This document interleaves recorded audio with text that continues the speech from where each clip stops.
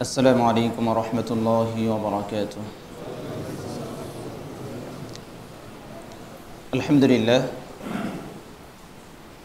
لله وكفى وسلام على عباده الذين اصطفى أما بعد فأعوذ بالله من الشيطان الرجيم بسم الله الرحمن الرحيم إنما المؤمنون إخوة فأصلحوا بين أخويكم واتقوا الله لعلكم ترحمون. وقال رسول الله صلى الله عليه وسلم المسلمون كرجل واحد إن اشتكى عينه اشتكى كله وإن اشتكى رأسه اشتكى كله رواه مسلم أو كما قال عليه الصلاة والسلام. رب اشرح لي صدري ويسر لي أمري واحلل عقدة من لساني يفقهوا قولي. اللهم اجعلنا من التوابين واجعلنا من المتطهرين واجعلنا من عبادك الصالحين واجعلنا من الذين لا خوف عليهم ولا هم يحزنون واجعلنا من الذين آمنوا وعملوا الصالحات وتواصوا بالحق وتواصوا بالصبر. الحمد لله আল্লাহ জাল্লা জালালুহু ওয়া মানালুহু লাখ কোটি শুকরিয়া যে মহান রব্বুল আলামিন আমাকে আপনাকে দুনিয়ার সমস্ত কাজ থেকে পৃথক করে ফারেক করে অবসর দিয়ে পবিত্র জুমার দিনে জুমার সালাত আদায় করার জন্য মসজিদে আসার তৌফিক দান করেছেন। এজন্য মহান রব্বুল আলামিনের শুকরিয়া আদায় করি, সকলে বলি আলহামদুলিল্লাহ। আলহামদুলিল্লাহ, আল্লাহ সুবহানাহু ওয়া তাআলা আমাকে আপনাকে তৌফিক দিয়েছেন, তাই আসতে পেরেছি। এই মুহূর্তে অনেক মানুষ কেউ মৃত্যুর যন্ত্রণায় ছটফট করছে, কেউ বা কারাগারে আছে, কেউ বা হসপিটালে আছে, কেউ বা আরও নানাবিধ বহুবিধ সমস্যায় কেউ জর্জরিত রয়েছে। আল্লাহ সুবহানাহু ওয়া তাআলার সেই অনুগ্রহে আমাকে আপনাকে এখানে আসতে দিয়েছেন, তৌফিক দিয়েছেন। এটি আল্লাহ সুবহানাহু ওয়া তাআলার অনেক বড় একটি অনুগ্রহ। আল্লাহ সুবহানাহু ওয়া তাআলা ঈমান আমাদেরকে দিয়েছেন, ইসলাম দিয়েছেন। এটি আল্লাহ রাব্বুল আলামিনের অনেক অনেক বড় একটি নিয়ামত। ঈমানের বিধিবিধানগুলো নিরাপদে নির্বিঘ্নে আদায় করার তৌফিক দিয়েছেন, এটিও আল্লাহ সুবহানাহু ওয়া তাআলার অনেক অনেক বড় একটি নিয়ামত। আমরা আজকে কোরআন এবং সুন্নাহ থেকে ইসলামী ভ্রাতৃত্ব, ঈমানি ভ্রাতৃত্ববোধ সম্পর্কে ইনশাআল্লাহ কোরআন এবং সহিহ সুন্নাহর আলোকে আমরা এই বিষয়টা আলোকপাত করব। আল্লাহ রাব্বুল আলামিন আমাদেরকে তৌফিক দান করেন, আমিন। মুসলিম ভাই ভাই, মোমেনরা ভাই ভাই, এই কথাটি ইদানিং আর তেমন বলতে শোনা যায় না, আমরা তেমন বলি না। একসময় দেখা যেত গানে, ইসলামী গজলে মুসলিম ভাই ভাই, মোমেনরা ভাই ভাই, এ ধরনের কথা আমরা শুনতাম।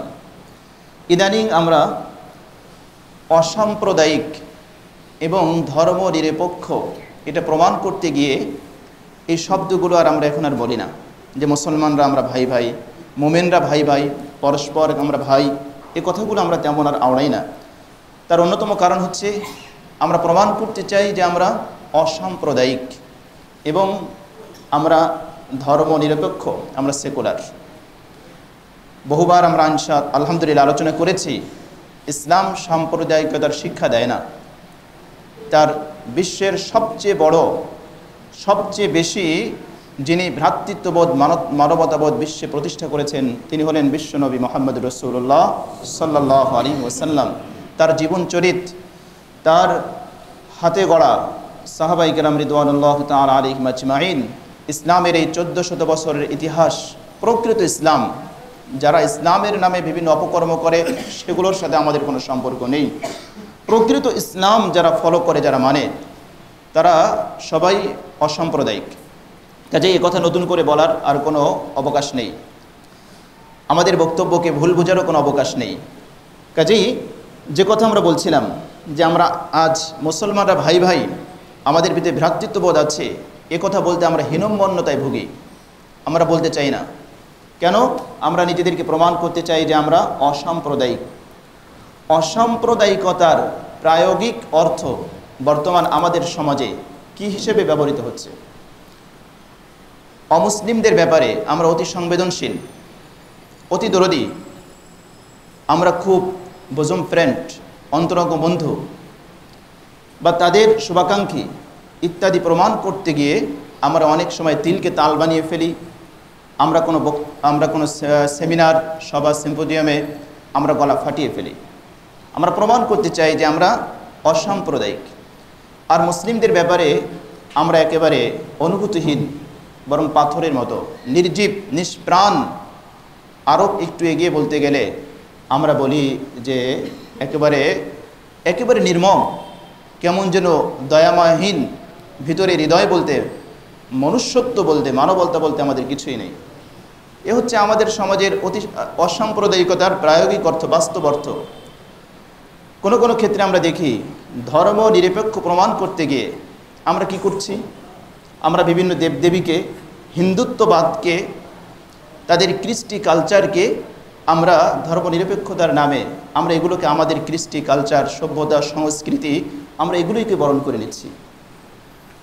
আমাদের পাঠ্যপুস্তক থেকে ইসলামী তাহজিব, তামাদ্দুন, কৃষ্টি কালচার, তাওহিদি চিন্তা চেতনা এগুলোকে বিলোপ করে, এগুলোকে দূর করে, ডিলিট করে সেখানে হিন্দুত্ববাদী চিন্তা চেতনা এগুলো ঢোকানো, এগুলোকে আমরা ধর্মনিরপেক্ষতা হিসেবে বা ধর্মনিরপেক্ষ হিসেবে আমরা মেনে নিচ্ছি। তো এই যদি হয় অসাম্প্রদায়িক এবং ধর্মনিরপেক্ষ এর ব্যাখ্যা, এর প্রায়োগিক অর্থ, এর বাস্তবতা, তাহলে প্রশ্ন এসে যায়, প্রত্যেক বিবেকবান মানুষের কাছে প্রশ্ন এসে যায়, যেই কালিমাটি পড়ে আমরা মুসলিম পরিচয় দিই, নন মুসলিম যেই কালিমা পড়ে ইসলাম গ্রহণ করে, লা ইলাহা ইল্লাল্লাহু মুহাম্মাদুর রাসূলুল্লাহ, ইসলামের যে মূল কালিমা, মূল মন্ত্র, এই কালিমার সাথে কি সাংঘর্ষিক হয়ে যাচ্ছে না? বা এভাবে যদি আমি নিজেকে অসাম্প্রদায়িক বা এই অর্থে, যে অর্থ আমরা এক্সপ্লেন করলাম, ব্যাখ্যা করলাম, বা ধর্মনিরপেক্ষ পরিচয় দিতে যাই, তাহলে আমার কালিমা কোথায় থাকে? আমার কালিমাকে কি ছেড়ে দিতে হয় না? এটা কিন্তু ভাবার বিষয়, এটা চিন্তার বিষয়। এভাবে যদি ধর্মনিরপেক্ষ সাজতে যাই, তাহলে কি মুসলিম বা ইসলামের গণ্ডি থেকে আমি কি বেরিয়ে যাচ্ছি না? এটিও ভাবার বিষয়। কোরআনে কারিমের ভিতরে আল্লাহ সুবহানাহু ওয়া তাআলা কি বলেছেন? সূরা আল ইমরান আয়াত নম্বর 19, ইন্নাদ-দীনা ইনদাল্লাহিল ইসলাম। আল্লাহ সুবহানাহু ওয়া তাআলার কাছে একমাত্র মনোনীত ধর্ম, জীবন বিধান এটি হচ্ছে ইসলাম। তাহলে আপনি একজন মুসলিম, আপনার কাছে ইসলামও যেরকম, কোরআনও যেরকম, আবার একটা মূর্তিও সেরকম, দেবদেবীর উপাসনাও যেরকম, আল্লাহ রাব্বুল আলামিনের আরাধনা উপাসনাও সেরকম। তাহলে আপনি কেমন মুসলিম, আমি কেমন মুসলিম? কোরআন থেকে শিক্ষা গ্রহণ করি, কোরআন পড়ি। কোরআন কি বলে? আল্লাহর কাছে একমাত্র গ্রহণযোগ্য রিলিজিয়ান, ধর্ম বা জীবন বিধান যাই বলি না কেন, সেটি হচ্ছে কি? ইসলাম। সূরা আল ইমরান 19 নম্বর আয়াত। কোরআন খুলুন, তাফসীর পড়ুন, ব্যাখ্যা পড়ুন, অনুবাদ পড়ুন, দেখুন আল্লাহ পাক কি বলেছেন। অনুরূপভাবে সূরা আল ইমরানের 85 নম্বর আয়াতে কারিমার ভিতরে আল্লাহ সুবহানাহু ওয়া তাআলা একই বাণী বলে দিয়েছেন, ওয়ামান ইয়াবতাগি গায়রাল ইসলামি দীনান ফালাই ইউকবালা মিনহু ওয়া হুয়া ফিল আখিরাতি মিনাল খাসিরিন। সূরা আল ইমরান আয়াত নম্বর 85। ওয়ামান ইয়াবতাগি গায়রাল ইসলামি দীনা, যে ব্যক্তি ইসলাম ব্যতীত অন্য কোনো দিন, অন্য কোনো ধর্ম, অন্য কোনো কৃষ্টি কালচার, ইজম সে গ্রহণ করে আল্লাহর সন্তুষ্টি বা পরকাল কামনা করবে, ফালাই ইউকবালা মিনহু, কখনোই তার থেকে এগুলো গ্রহণ করা হবে না। লা ইউকবালা, কখনোই না। কি শব্দ চয়ন করেছেন আল্লাহ সুবহানাহু ওয়া তাআলা। ওয়ামান ইয়াবতাগি গায়রাল ইসলামি দীনা ফালা ইউকবালা মিনহু।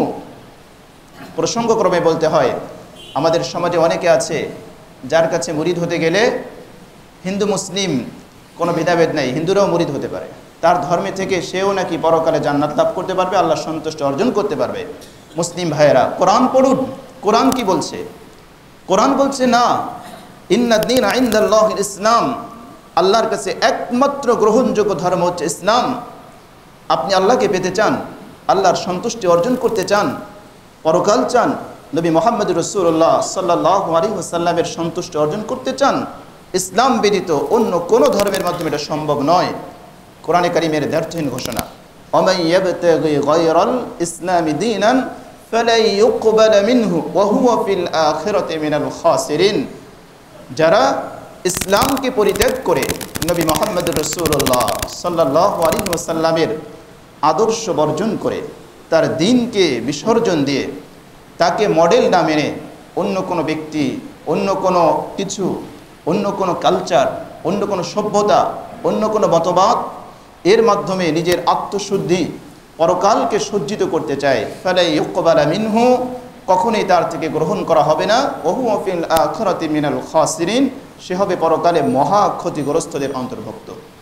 কোরআনে কারীমের এত সুস্পষ্ট বক্তব্য থাকার পরেও কি করে একজন মুসলিম, কি করে একজন মুমিন যে তাওহীদে বিশ্বাসী, যে নবী মুহাম্মদ রাসূলুল্লাহ সাল্লাল্লাহু আলাইহি ওয়াসাল্লামের আদর্শে বিশ্বাসী, এর বিপরীত কিছু কামনা করতে পারে?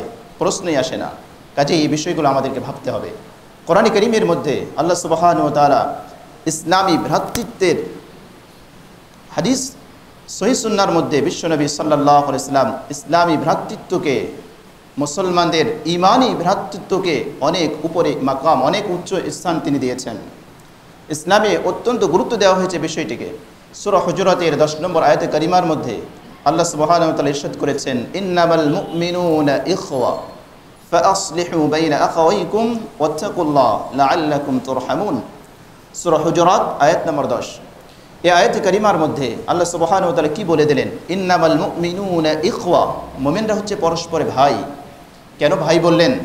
আপনি কি মনে করেন আপনার সহোদর ভাই, আপন ভাই, আপনার সামনে যদি কেউ অন্যায়ভাবে তাকে আঘাত করে, কেউ যদি নির্যাতন করে, নিষ্পেষণ চালায়, নিপীড়ন চালায়, নির্যাতনের স্টিম রোলার তার উপর দিয়ে চালিয়ে দেওয়া হয়, তাকে রক্তাক্ত করা হয়, তাকে হত্যা করা হয়, আপনার ভিতরে কি কোনো প্রতিক্রিয়া সৃষ্টি হবে না? আপনার ভিতরে কি কোনো অনুশোচনা আসবে না? আপনার অনুভূতিতে কি আঘাত লাগবে না? অবশ্যই লাগবে। তো আল্লাহ রাব্বুল আলামিন মুমিনদেরকে, একজন মুমিন আরেকজন মুমিন সে পরস্পরের ভাই, ভাই বলেছেন। ইখওয়া, আখুনের বহুবচন ইখওয়া, মানে মুমিনরা পরস্পরে ভাই ভাই। ফাআসলিহু বাইনা আখাওয়াইকুম ওয়াত্তাকুল্লাহ লাআল্লাকুম তুরহামুন, ভাইয়ে ভাইয়ে যদি বিবাদ ঝগড়া লাগে তোমরা পরস্পরে মীমাংসা করে দাও। ওয়াত্তাকুল্লাহ, আল্লাহকে ভয় করো। লাআল্লাকুম তুরহামুন, তাহলে তোমরা অনুগ্রহ প্রাপ্ত হতে পারবে। এ হলো কোরআনে কারীমের ঘোষণা। বিশ্বনবী সাল্লাল্লাহু আলাইহি ওয়াসাল্লাম ইরশাদ করেছেন, হযরত আবু মুসা আশআরী রাদিয়াল্লাহু তাআলা আনহু থেকে বর্ণিত সহিহ বুখারীর হাদিস, বিশ্বনবী সাল্লাল্লাহু আলাইহি ওয়াসাল্লাম বলেছেন, ইন্নাল মুমিনা লিল মুমিনি কাল বুনয়ান ইয়াশুদ্দু বা'দুহু বা'দা ওয়া শাব্বাকা আসাবি'a, রাওয়াহুল বুখারী। হাদিস নম্বর 70-38। বিশ্বনবী সাল্লাল্লাহু আলাইহি ওয়াসাল্লাম ইরশাদ করেছেন, ইন্নাল মুমিনা লিল মুমিনি কাল বুনয়ান, একজন মুমিন অপর মুমিনের সাথে তার সম্পর্ক কেমন হবে? কাল বুনয়ান, যেমন একটি প্রাসাদ, একটা বিল্ডিং। এই বিল্ডিংয়ের এক অংশ আরেক অংশকে মজবুত করে, দৃঢ় করে। কোনো একটা বিল্ডিং, কোনো একটা প্রাসাদ, কোনো একটা ভবনের যদি আপনি অর্ধেক ভেঙে ফেলেন তাহলে আর অর্ধেক দুর্বল হয়ে যাবে। যে পিলারগুলো আছে, যে স্তম্ভগুলো আছে, আপনি যদি স্তম্ভগুলোকে, পিলারগুলোকে ভেঙে ফেলেন তাহলে বিল্ডিংগুলো দুর্বল হয়ে যাবে। বিশ্বনবী সাল্লাল্লাহু আলাইহি ওয়াসাল্লাম পরস্পর মুমিনের সম্পর্ক উপমা দিতে গিয়ে, উদাহরণ দিতে গিয়ে প্রাসাদের সাথে উপমা দিয়েছেন। ইন্নাল মুমিনা লিল মুমিনি কাল বুনয়ান, একজন মুমিন অপর মুমিনের সাথে তার সম্পর্ক হচ্ছে প্রাসাদের মতো, ভবনের মতো, বিল্ডিংয়ের মতো। ইয়াশুদ্দু বা'দুহু বা'দা, যার এক অংশ অপর অংশকে মজবুত করে, শক্তিশালী করে, শক্ত করে, দৃঢ় করে। মুসলমান এক সমাজে বাস করে, আপনি আর আমি মুসলিম, আজকে আপনাকে আঘাত করছে, আমি যদি হাসি, আমি যদি সুখ পাই, তাহলে এটা ভাবার কোনো অবকাশ নেই যে আমি পার পেয়ে যাচ্ছি, আমার জায়গাটা তো খুব সুদৃঢ় না। বিশ্বনবী সাল্লাল্লাহু আলাইহি ওয়াসাল্লাম চমৎকার উপমা দিয়েছেন। বিল্ডিংয়ের এক প্রান্তে আঘাত হানলে যেরকম অপর প্রান্ত দুর্বল হয়ে যায়, বুঝতে হবে আপনিও দুর্বল, আমিও দুর্বল হয়ে যাচ্ছি। এরপরে ওয়াশাব্বাকা আসাবি'a, বিশ্বনবী সাল্লাল্লাহু আলাইহি ওয়াসাল্লাম আঙ্গুলের হাতগুলি এভাবে অপর আঙ্গুলের ভিতরে ঢুকে এভাবে দেখিয়ে দিলেন। একজন মুমিন অপর মুমিন, এভাবে তারা একজন অপরজনকে শক্তিশালী করে। অপর হাদিসের ভিতরে নুআইম ইবনে বাশীর রাদিয়াল্লাহু তাআলা আনহু থেকে বর্ণিত, এই একই সাহাবী থেকে সহিহ বুখারী এবং সহিহ মুসলিম উভয় হাদিসের কিতাবের ভিতরে রিওয়ায়াত এসেছে। সহিহ বুখারীর রিওয়ায়াত হচ্ছে এই, বিশ্বনবী সাল্লাল্লাহু আলাইহি ওয়াসাল্লাম মুমিনের দৃষ্টান্ত দিতে গিয়ে তিনি উদাহরণ দিয়েছেন। কি বলেছেন তিনি? ক্বালা রাসূলুল্লাহ সাল্লাল্লাহু আলাইহি ওয়াসাল্লাম তারাল মুমিনিনা ফি তারাহুমিহিম ওয়া তাওয়াদ্দিহিম ওয়া তাআতুফিহিম কামাসালিল জাসাদ ইযা ইশতাকা আযবুন তাদাআ লাহু সাইরুল জাসাদ বিস-সাহরি ওয়াল হুম্মা। রাওয়াহুল বুখারী, হাদিস নাম্বার 60-11। সহিহ বুখারীর এই হাদিসের ভিতরে নুআইম ইবনে বাশীর রাদিয়াল্লাহু তাআলা থেকে বর্ণিত, তিনি বলেন বিশ্বনবী সাল্লাল্লাহু আলাইহি ওয়াসাল্লাম বললেন, তারাল মুমিনিনা, তুমি মুমিনদেরকে দেখবে, ফি তারাহুমিহিম, তাদের একে অপরের প্রতি সহানুভূতিশীলতা প্রকাশ করার ক্ষেত্রে, ওয়া তাওয়াদ্দিহিম, একজন অপরকে ভালোবাসার ক্ষেত্রে, ওয়া তাআতুফিহিম, একজন অপরের সাথে প্রীতির বন্ধনে আবদ্ধ হওয়ার ক্ষেত্রে। কিসের মতো? কামাসালিল জাসাদ, এক ব্যক্তির মতো, একটি দেহের মতো। কামাসালিল জাসাদ, জাসাদ মানে দেহ, একটি শরীরের মতো। ইদাশতাকা আযবুন, যখন কোনো শরীরের একটা অংশ যখন ব্যথিত হয়, অসুস্থ হয়ে যায়, উদাহরণস্বরূপ আপনার হাতে আঘাত লেগেছে, আপনার হাতটা ভেঙে গিয়েছে, বলুন তো দেখি, আপনার এই ব্যথা বেদনা শুধু হাতের ভিতরে সীমাবদ্ধ থাকবে, নাকি সারা শরীরের প্রতিক্রিয়া সৃষ্টি হবে? সারা শরীরে প্রতিক্রিয়া সৃষ্টি হবে, সারা শরীরের প্রভাব বিস্তার করবে। হতে পারে একটি হাতের আঘাতের কারণে আপনার সারা শরীরে জ্বর এসে যেতে পারে, আপনার শরীর থেকে ঘুম দূর হয়ে যেতে পারে, আপনি নির্ঘুম রজনী কাটাতে পারেন। তো বিশ্বনবী সাল্লাল্লাহু আলাইহি ওয়াসাল্লাম এর উপমা দিয়েছেন, একজন মুমিন অপর মুমিনের প্রতি সহানুভূতিশীল এবং ভালোবাসা প্রীতি বন্ধনে তাদের দৃষ্টান্ত কীরকম? কামাসালিল জাসাদ, কেমন যেন একটি দেহ। ইদাশতাকা আযবুন, একটা দেহের অনেকগুলো অঙ্গ প্রত্যঙ্গ থাকে, হাত থাকে, পা থাকে, চোখ থাকে, নাক থাকে, কান থাকে, মাথা থাকে। তো মুমিন কেমন যেন একটি দেহ, তামাম পৃথিবীর সমস্ত মুমিন হচ্ছে একটি দেহ। ইদাশতাকা আযবুন, যখন আপনার শরীরের কোনো একটা অংশ ব্যথিত হয়, আক্রান্ত হয়, তখন কি হয় এর ফলাফল? তাদাআ লাহু সাইরুল জাসাদ বিস-সাহরি ওয়াল হুম্মা, সমস্ত শরীর এই ব্যথার সাথে পার্টনার হয়ে যায়, অংশীদার হয়ে যায়। একটা হাত ব্যথা পেয়েছে, ভেঙে গিয়েছে, যার কারণে রাতের বেলায় আমি আপনি ঘুমাতে পারি না, রাতের বেলায় কেমন যেন পুরো শরীরটা অবশ হয়ে আসছে। কিসের কারণে? ওই যে একটি হাতে আঘাত লেগেছে। অনুরূপভাবে নুআইম ইবনে বাশীর রাদিয়াল্লাহু তাআলা আনহু থেকে বর্ণিত সহিহ মুসলিমের হাদিস নাম্বার 2586, এখানে পেয়ারা নবী সাল্লাল্লাহু আলাইহি ওয়াসাল্লাম বলেছেন, এটিও নুআইম ইবনে বাশীর রাদিয়াল্লাহু তাআলা আনহু থেকে বর্ণিত, ক্বালা রাসূলুল্লাহ সাল্লাল্লাহু আলাইহি ওয়াসাল্লাম ইন্নাল মুসলিমিনা কারাজুলিন ওয়াহিদিন ইন ইশতাকা আইনু ইশতাকা কুল্লু ওয়া ইন ইশতাকা রাসু ইশতাকা কুল্লু।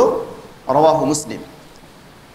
বিশ্বনবী সাল্লাল্লাহু আলাইহি ওয়াসাল্লাম ইরশাদ করেছেন, ইন্নাল মুসলিমিনা, মুসলমানেরা, তাদের পারস্পরিক সম্পর্ক কেমন হবে? কারাজুলিন ওয়াহিদিন, এক ব্যক্তির ন্যায়। একজন মুসলমান অপর মুসলমানের সাথে সম্পর্ক কেমন হবে? কারাজুলিন ওয়াহিদিন, এক ব্যক্তির ন্যায়। ইশতাকা আইনুহু ইশতাকা কুল্লু, যদি তার চোখে আক্রান্ত হয়, আইন মানে চোখ, চোখে যদি কোনো ব্যথা আসে, চোখে যদি আঘাত লাগে, ইশতাকা কুল্লু, পুরো দেহে তার প্রভাব পড়ে, পুরো বডিতে তার প্রভাব পড়ে। ওই ইশতাকা রাসু, অনুরূপভাবে যদি তার মাথায় মস্তকে আঘাত লাগে, আঘাতপ্রাপ্ত হয়, তার প্রভাব পুরো দেহের উপরে পড়ে। তো বিশ্বনবী সাল্লাল্লাহু আলাইহি ওয়াসাল্লাম হাদিসগুলোর মাধ্যমে বোঝাতে চাচ্ছেন, একজন মুমিন যদি বিপদগ্রস্ত হয়, তাহলে তার ব্যথায় সমস্ত পৃথিবীর সব মুমিনের ব্যথিত হওয়া উচিত। একজন মুসলমান যদি কোথাও ব্যথিত হয়, আপনার কোনো শরীরের কোনো অঙ্গ যেরকম আঘাত লাগলে আপনি যেরকম ব্যথিত হন, আপনার প্রভাব প্রতিক্রিয়া যেরকম সারা দেহে সারা বডিতে ছড়িয়ে পড়ে, ঠিক তদ্রূপভাবে বিশ্বের একেবারে শেষ প্রান্তেও যদি কোনো একজন মুসলমান বিপদগ্রস্ত হয়, তার বিপদে আমার আপনার সামর্থ্য অনুপাতে পাশে দাঁড়ানো উচিত, তার বিপদে আমার আপনার সমবেদনা জ্ঞাপন করা উচিত, তার ব্যথায় আমার আপনার ব্যথিত হওয়া উচিত, তার দুঃখে আমার আপনার দুঃখিত হওয়া উচিত। বিশ্বনবী সাল্লাল্লাহু আলাইহি ওয়াসাল্লাম এই কথাগুলি চমৎকার উপমা দিয়ে তিনি বুঝিয়ে দিয়েছেন। অনুরূপভাবে আরও একটি হাদিস আব্দুল্লাহ ইবনে ওমর রাদিয়াল্লাহু তাআলা আনহু থেকে সহিহ বুখারীর রিওয়ায়াত এসেছে হাদিস নাম্বার 6551। সহিহ বুখারীর এই রিওয়ায়াতের ভিতরে বিশ্বনবী সাল্লাল্লাহু আলাইহি ওয়াসাল্লাম ইরশাদ করেছেন, আল মুসলিমু আখুল মুসলিম, একজন মুসলমান অপর মুসলমানের ভাই, লা ইয়াজলিমুহু, একজন মুসলমান আরেকজন মুসলমান ভাইয়ের প্রতি কখনো অত্যাচার করবে না, করতে পারে না। তুমি মুসলিম হয়ে অপর মুসলমানের উপরে তুমি আক্রমণ করো না, তুমি তাকে কষ্ট দিও না অন্যায়ভাবে, অবৈধভাবে। এর অর্থ এই নয় যে আপনি নন মুসলিমকে কষ্ট দিবেন না। খুব ভালো করে বুঝতে হবে আমাদেরকে, পৃথিবীর যে ধর্মের অংশের হোক না কেন, যেখানেই বসবাস করুক না কেন, কোনো একজন নিরপরাধ মানুষকে অপরাধ ছাড়া, কোনো একজন নিরপরাধ মানুষকে, চাই মুসলিম হোক চাই নন মুসলিম হোক, আপনি একটি নখের আঁচড়ও দিতে পারবেন না। এটি আপনার আমার জন্য হারাম, এটি জায়েজ নেই। চাই সে মুসলিম হোক নন মুসলিম হোক, ইহুদি হোক খ্রিস্টান হোক বৌদ্ধ হোক হিন্দু হোক, যে ধর্মের অনুসারী হোক না কেন, কোনো একজন নিরপরাধ মানুষকে আমি একটি নখের আঁচড়ও দিতে পারবো না। উদাহরণস্বরূপ, যদি এমন হয় বিশ্বের ওই একেবারে শেষ প্রান্তের কোনো একজন খ্রিস্টান একজন মুসলমানকে হত্যা করেছে অন্যায়ভাবে, আমার পাশে একজন খ্রিস্টান বসবাস করে, আমি তাকে হত্যা করে দিলাম, না, এটি জায়েজ নেই। এই খ্রিস্টান সে নিরপরাধ, সে ওই দোষে দোষী না, তাকে দোষী সাব্যস্ত করা যাবে না। এটি হচ্ছে ইসলামের শিক্ষা। কাজেই ভুল ব্যাখ্যার, ভুল বোঝানোর কোনো অবকাশ নেই। ইসলামের বক্তব্য অত্যন্ত সুস্পষ্ট। বিশ্বনবী সাল্লাল্লাহু আলাইহি ওয়াসাল্লাম বললেন, আল মুসলিমু আখুল মুসলিম লা ইয়াজলিমুহু, একজন মুসলমান অপর মুসলমানের ভাই, সে কারোর প্রতি অন্যায়ভাবে অবিচার করতে পারে না, নির্যাতন করতে পারে না, জুলুম করতে পারে না, অন্যায়ভাবে আঘাত করতে পারে না, যদি প্রকৃত মুসলমান হতে চায়। ওয়ালা ইউসলিমুহু, কোনো একজন মুসলমান তার মুসলমান ভাইকে শত্রুর হাতে সমর্পণ করতে পারে না। সহিহ বুখারীর রিওয়ায়াত হাদিস নাম্বার 6551। বিশ্বনবী সাল্লাল্লাহু আলাইহি ওয়াসাল্লাম স্পষ্ট ভাষায়, দ্ব্যর্থহীন ভাষায়, কোনো অস্পষ্টতা ছাড়াই বলে দিয়েছেন, লা ইউসলিমুহু, তাকে শত্রুর হাতে সমর্পণ করতে পারে না মুসলমান। এরপরে বিশ্বনবী সাল্লাল্লাহু আলাইহি ওয়াসাল্লাম বললেন, মান কানা ফি হাজাতি আখিহি, যে ব্যক্তি তার ভাইয়ের প্রয়োজন পূরণ করবে ততক্ষণ পর্যন্ত আল্লাহ সুবহানাহু ওয়া তাআলা তার প্রয়োজন পূরণ করতে থাকবে। বিশ্বনবী সাল্লাল্লাহু আলাইহি ওয়াসাল্লাম এই হাদিসের ভিতরে আরো বলেন, ওয়ামান ফাররাজা আন মুসলিমিন কুরবাতান ফাররাজাল্লাহু আনহু কুরবাতান মিন কুরাবি ইয়াউমিল কিয়ামা, কোনো ব্যক্তি যদি, কোনো মুসলমান যদি অপর কোনো মুসলমান ভাইয়ের দুনিয়ার একটা বিপদ দূর করে দেয়, দুনিয়ার কোনো বিপদ থেকে তাকে রক্ষা করে, দুনিয়ার কোনো বিপদ থেকে তাকে সহযোগিতা করে, বিশ্বনবী সাল্লাল্লাহু আলাইহি ওয়াসাল্লাম বললেন, ফাররাজাল্লাহু আনহু কুরবাতাম মিন কুরাবি ইয়াউমিল কিয়ামা, কিয়ামতের দিবসে যখন আপনি যদি বিপদে পড়ে যাই, সেই বিপদ থেকে উদ্ধার করার জন্য কোনো সহযোগী থাকবে না, কোনো সাহায্যকারী থাকবে না। ওই কঠিন মুহূর্তে আল্লাহ সুবহানাহু ওয়া তাআলা আমার আপনার বড় একটি বিপদ থেকে আপনাকে নিষ্কৃতি দান করবেন। ওয়ামান সাতারা মুসলিমান সাতারাহুল্লাহু ইয়াউমাল কিয়ামা, আল্লাহ রাব্বুল আলামিন আমি যদি কোনো একজন মুসলমানের দোষ ত্রুটিকে গোপন করি, আল্লাহ সুবহানাহু ওয়া তাআলা আমার আপনার দোষ ত্রুটিকেও গোপন করবেন। তো হাদিসগুলো কি প্রমাণ বহন করে, কোরআন কারীমের এই আয়াত কি প্রমাণ বহন করে, বিশ্বনবী সাল্লাল্লাহু আলাইহি ওয়াসাল্লাম হাদিসগুলোর মাধ্যমে কি বোঝাতে চাচ্ছেন, মুমিনের পারস্পরিক সম্পর্ক কি, মুসলমানের পারস্পরিক সম্পর্ক কি, এর ভিত্তি কি, এর ভিত কত মজবুত হবে, প্যারা নবী সাল্লাল্লাহু আলাইহি ওয়াসাল্লাম চমৎকার কিছু উপমা দিয়ে আপনাকে কিন্তু এই জিনিসগুলো শিক্ষা দিচ্ছেন, বুঝিয়েছেন। এর দৃষ্টান্ত আমরা দেখতে পাই সাহাবায়ে কিরাম রিদওয়ানুল্লাহি তাআলা আলাইহিম আজমাইন, তাদের একে অপরের প্রতি ভালোবাসা কেমন ছিল, একজন মুসলমানের প্রতি সহমর্মিতা, তাদের স্নেহ, তাদের মমতাবোধ কেমন ছিল। ইয়ারমুকের একটি যুদ্ধের ঘটনা বর্ণনা করা হয়েছে তারিখের কিতাবের ভিতরে, ইতিহাসের কিতাবের ভিতরে পাওয়া যায়। ইয়ারমুকের যুদ্ধের ঘটনা আবু জাহাম ইবনে হুযাইফা তিনি বর্ণনা করেন যে ইয়ারমুকের যুদ্ধে আমি অংশগ্রহণ করেছিলাম, আমার চাচাতো ভাই সেও অংশগ্রহণ করেছিল। তো যুদ্ধের এক পর্যায়ে আমি আমার চাচাতো ভাইয়ের সন্ধানে বের হলাম, হাতে এক মশক পানি নিয়েছি, যে যদি আমার চাচাতো ভাইয়ের পানি পান করার প্রয়োজন হয় আমি তাকে পানি পান করাবো। আমি পানির মশক নিয়ে খুঁজতেছি আমার ভাই কোথায়। খুঁজতে খুঁজতে এক পর্যায়ে দেখলাম তিনি একেবারে মুমূর্ষ অবস্থায় তিনি পড়ে আছেন। তার জীবন মৃত্যুর সন্ধিক্ষণে মৃত্যুর যন্ত্রণা শুরু হয়েছে, এই অবস্থায় তিনি পড়ে আছেন। আমি তার কাছে গেলাম, কাছে গিয়ে বললাম, পানির মশক দেখালাম, ভাই আপনার কি পানি পান করার কোনো প্রয়োজন আছে? তিনি ইশারায় আমাকে বললেন, হ্যাঁ আমি পানি পান করব। তার মুখের ভাষা তিনি হারিয়ে ফেলেছেন, কথা বলার শক্তি তিনি হারিয়ে ফেলেছেন। এই অবস্থায় তিনি উপনীত হয়েছেন, এই অবস্থায় তিনি পড়ে আছেন। আমি তাকে পানি পান করাবো, এমনই মুহূর্তে তার পাশের এক ব্যক্তি আহ বলে চিৎকার করে উঠেছে। তিনিও শহীদ হবেন, শাহাদাতের অমীয় সুধা পান করে রফিকে আলা আল্লাহর দরবারে পৌঁছে যাবেন, এই মুহূর্তে এ আছে। তো দ্বিতীয় এক ব্যক্তি তিনিও আহ বলে উঠেছেন, পানি বলে হয়তো তিনি বোঝাতে চেয়েছেন তিনি পানি পান করবেন, তার প্রচণ্ড তৃষ্ণা পেয়েছে। আমার ভাই আমাকে ইশারা করলেন যে ওই ব্যক্তির কাছে যাও। আমি আমার ভাইকে পানি পান না করিয়ে আমি দ্বিতীয় ব্যক্তির কাছে গেলাম। দ্বিতীয় ব্যক্তির কাছে যখন গেলাম, দ্বিতীয় ব্যক্তি অনুরূপভাবে যখন পানি পান করবেন, ঠিক ওই সময়ই পাশ থেকে আরেক ব্যক্তি, আরেকজন মুজাহিদ, তিনিও আহ বলে উঠলেন। দ্বিতীয় ব্যক্তি আমাকে ইশারা করলেন যে ওই তৃতীয় ব্যক্তির কাছে যাও। আমি আপনি একটু কল্পনা করে দেখি, কোন মুহূর্ত, জীবনের শেষ মুহূর্ত, কত কষ্টকর মুহূর্ত। সেই মুহূর্তে দ্বিতীয় ব্যক্তি তিনি আমাকে ইশারায় বললেন, তৃতীয় ব্যক্তির কাছে যাও, হয়তো আমার চেয়ে তার পানির বেশি পান করার প্রয়োজন বেশি, তার তৃষ্ণা বেশি পেয়েছে। এ ব্যক্তি বলেন, রাবি বলেন, আমি যখন পানির মশক নিয়ে তৃতীয় ব্যক্তির কাছে গেলাম, তার কাছে যাওয়ার পূর্বেই তিনি শহীদ হয়েছেন, তিনি শাহাদাতের অমীয় সুধা পান করেছেন। আমি তৃতীয় ব্যক্তির কাছে গিয়ে তাকে আর জীবন্ত পেলাম না, তিনি শহীদ হয়ে গিয়েছেন।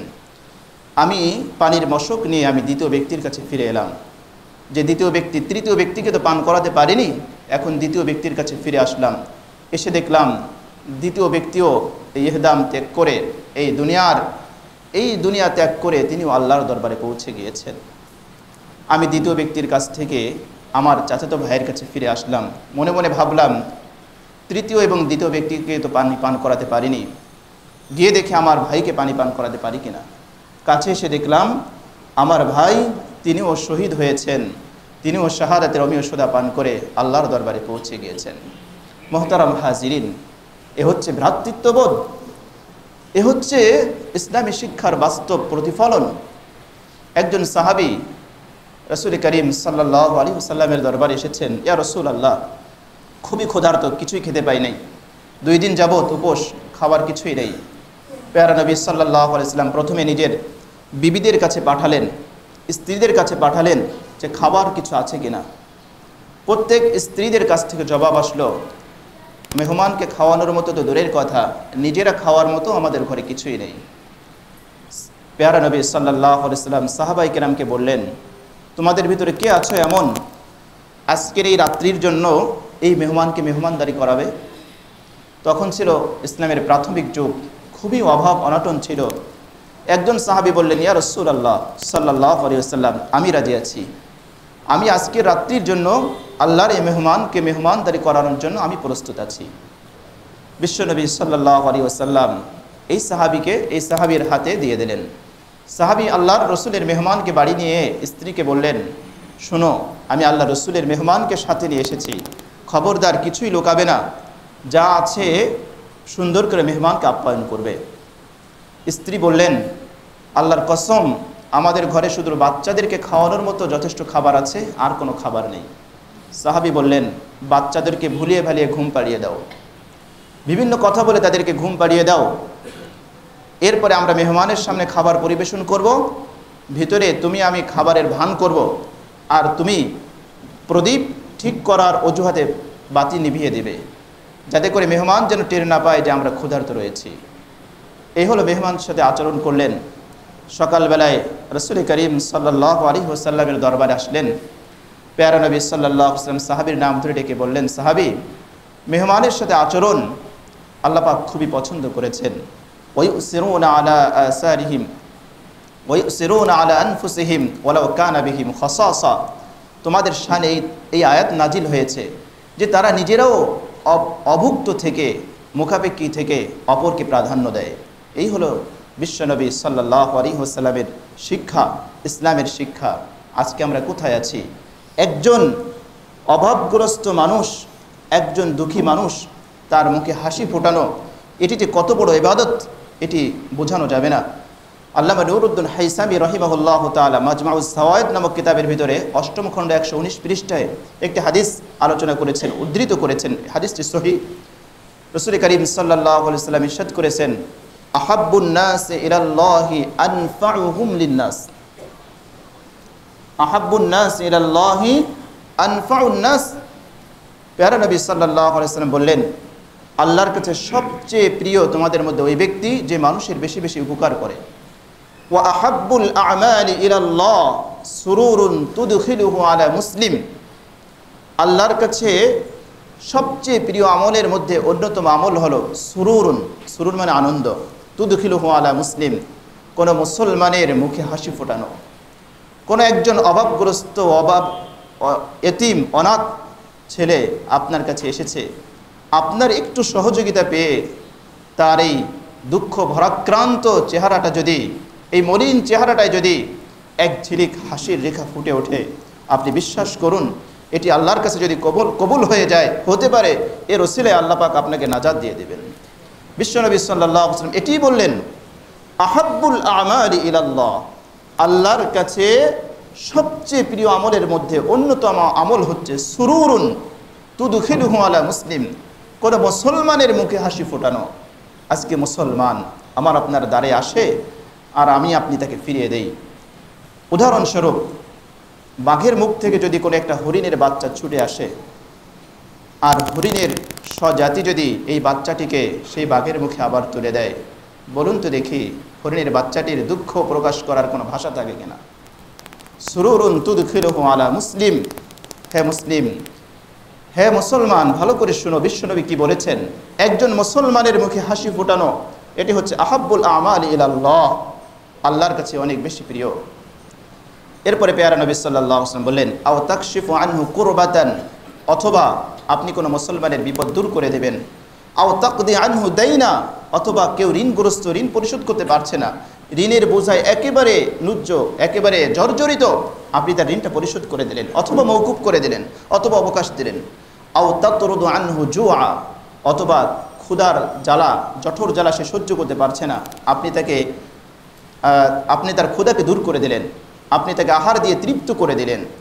এরপরে বিশ্বনবী সাল্লাল্লাহু আলাইহি ওয়াসাল্লাম কি বললেন? স্বর্ণাক্ষরে লিখে রাখার মতো কথা, ওয়ালা আন আমশি মা আখিন লি ফি হাজাতিন আহাব্বু ইলাইয়া মিন আন আ'তাকিফা ফি হাদাল মসজিদ শাহরা, ইয়ানি মসজিদ আল মদিনা। প্যারা নবী সাল্লাল্লাহু আলাইহি ওয়াসাল্লাম বলেন, মসজিদে নববীর ফজিলত আমরা জানি, 1 রাকাত সালাতে 1000 রাকাত সালাতের ফজিলত।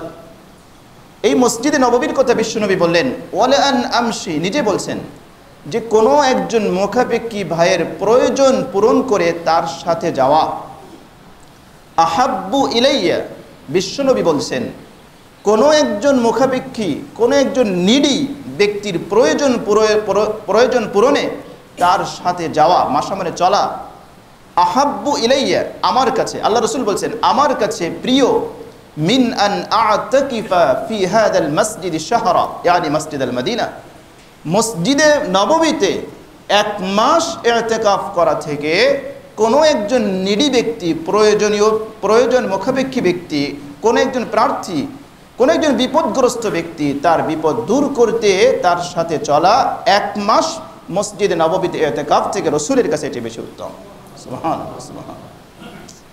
এরপরে লম্বা হাদিস, আল্লাহ রাসূল সাল্লাল্লাহু আলাইহি ওয়াসাল্লাম বলেছেন, তো মুসলিম জাতি এই হাদিসগুলো আমাদেরকে ভালো করে বুঝতে হবে, আমাদের চর্চা করতে হবে, জানতে হবে, এবং মুসলমানদের সাথে আমাদের সম্পর্ক কেমন হবে, মুমিনের সাথে আমাদের সম্পর্ক কেমন হবে। পেয়ারা নবী সাল্লাল্লাহু আলাইহি ওয়াসাল্লাম বলেছেন, মুসলমানদের নির্যাতিত, নিষ্পেষিত মুসলমানদের আর্তনাদ, হাহাকার আল্লাহ রাব্বুল আলামিন কালামে পাকের ভিতরে তুলে ধরেছেন। ওমা লাকুম লা তুকাতিলুনা ফি সাবিলিল্লাহ ওয়াল মুস্তাদআফিনা মিনার রিজাল ওয়ান নিসা ওয়াল বিলদান ইয়াকুলুনা রব্বানা আখরিজনা মিন হাযিহিল ক্বরিয়াতিজ যালিমি আহলুহা। তারা ডেকে বলছেন, আল্লাহ পাক বলছেন, ওমা লাকুম লা তুকাতিলুনা ফি সাবিলিল্লাহ, তোমাদের কি হলো? কেন তোমরা ওই সকল মুসলমানের পাশে দাঁড়াও না? কেন তাদের সহযোগিতা করার জন্য সংগ্রাম করো না, জিহাদ করো না?